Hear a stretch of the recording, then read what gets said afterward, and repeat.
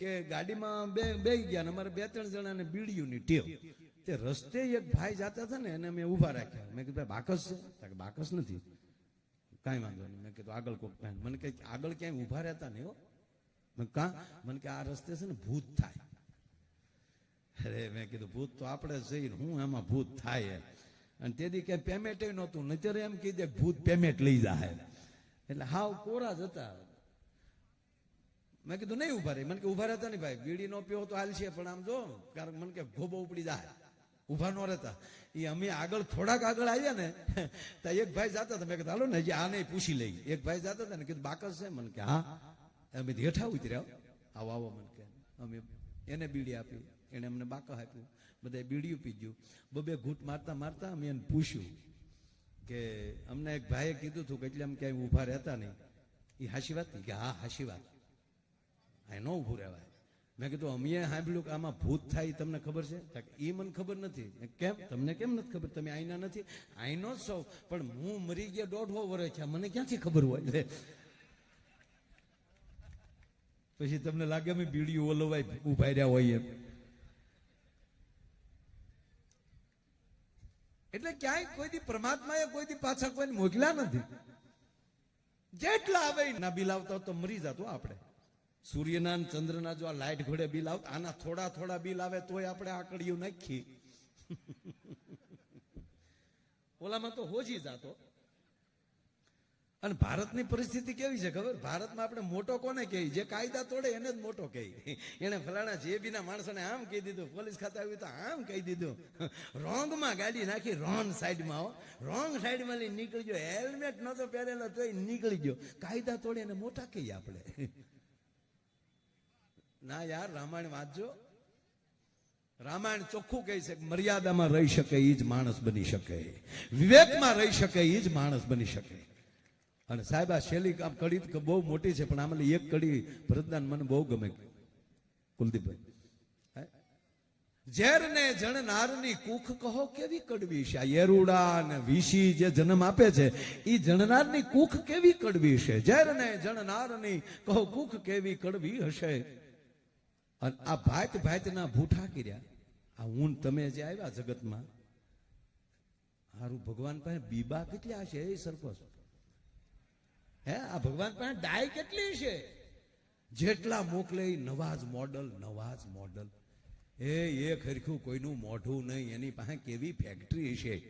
કારક કારક તો મને કવિરાજ વિચાર એ આવે કે એની પાસે કાસો માલ કેટલો પીડ્યો છે.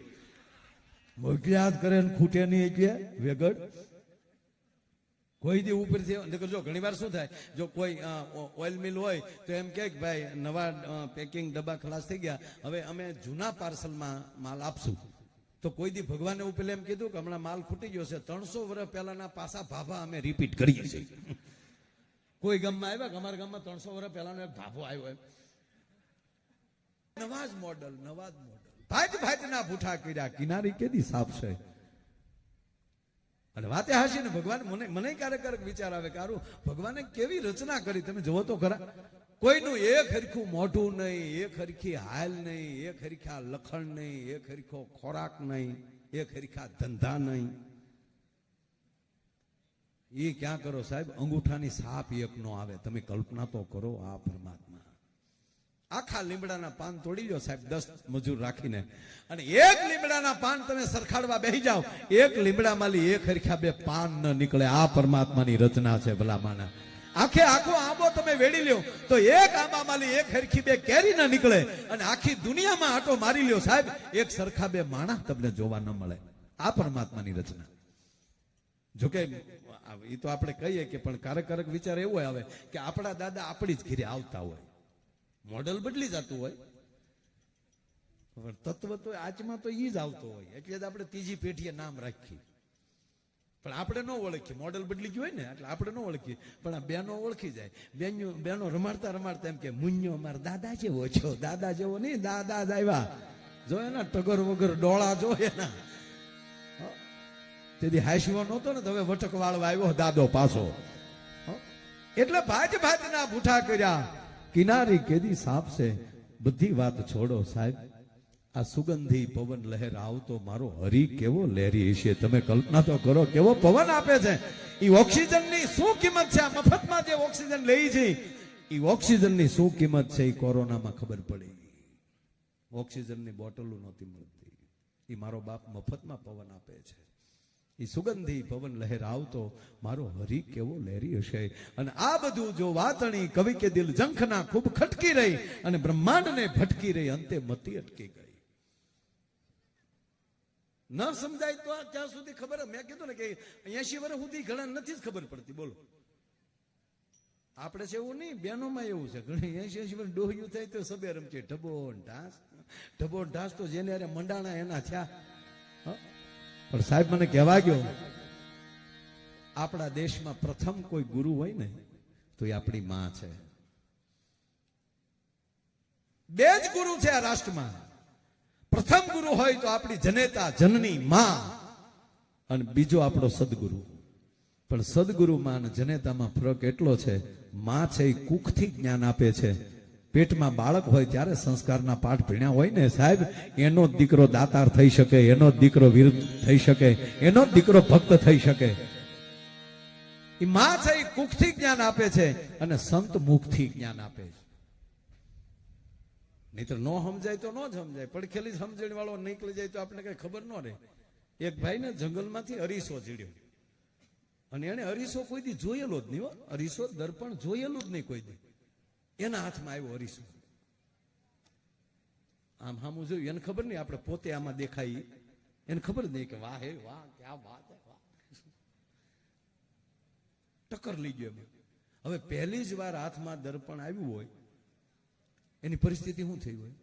ખોવાઈ ગયો. ક્યાં વાત હે વાહ એ હા. એમાં કોક આવી જાય, ધડ દે ને ફતાડી દે, પાછા બધા વેચે ને પાછો અરીસો કાઢે. સાહેબ ત્રણ દી સુધી અરીસામાં રહ્યો. ખાવાનું ભૂલી ગયો, બોલો, ઘર ભૂલી ગયો, જમવાનું ભૂલી ગયો, બધું ભૂલી ગયો. એની પત્નીને ચૂકા 3 દી તમારું ઘૂઘલું ગયું ક્યાં? એ બાઈ ભાત લઈને આવ્યો.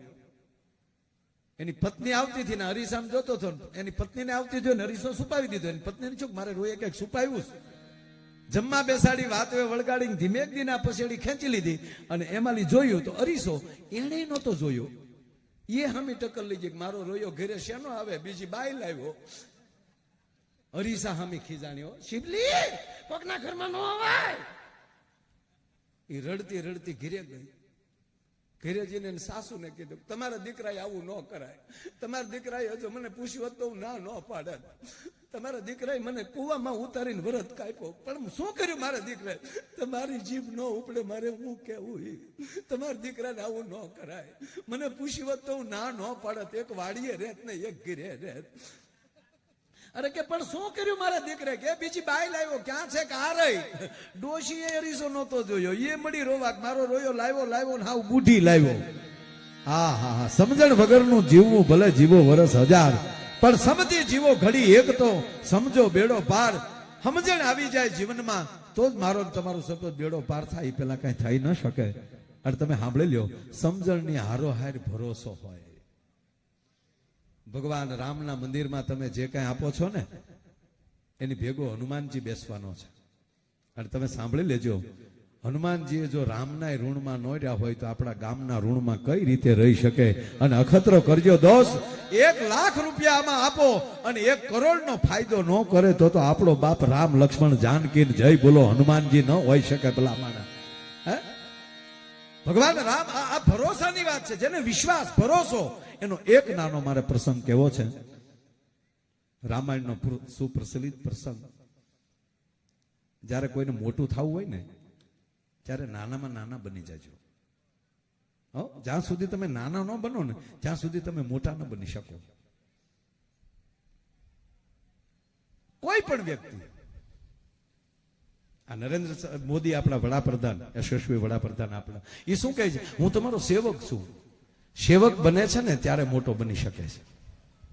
કોઈ પણ વ્યક્તિ XYZ, કોઈ અમે પાર્ટીના માણસો નથી કોઈ, પણ જ્યાં સારું તત્વ હોય, જેનામાં કઈક ગુણ હોય, એ હંમેશા. જો હનુમાનજી લંકામાં ગયા તો એને મોટું થવું છું, મોટામાં મોટું કામ કરવું છું ને લંકામાં જઈને, તો એને કર્યું, બન્યા શું?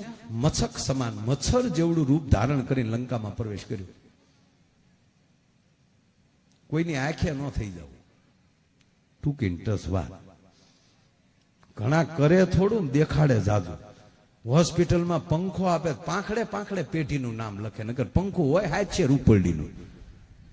ભૂરા ભગા ભગા મેપા મેપા નાથા. સાપ પાડો ને તા એક આરે તેણે પેલી ભૂરા ભગા મેપા લાખા, ભૂરા ભગા મેપા લાખા, ભૂરા ભગા. આ પેઢીઓ બદલાવા 700 ની હું કામ ઓલી કરી નહીં.